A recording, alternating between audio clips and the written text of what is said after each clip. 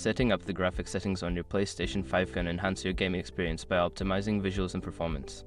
Follow these steps to adjust your PS5 graphics settings effectively. Step 1. Access the settings menu.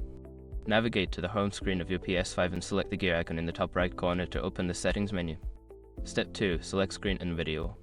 In the settings menu, scroll down and select screen and video.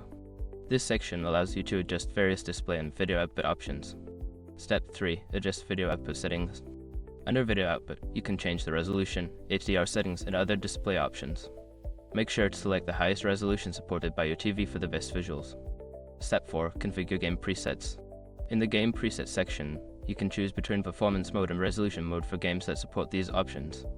Select the mode that best suits your gaming preferences. Step 5. Enable 120Hz output if applicable.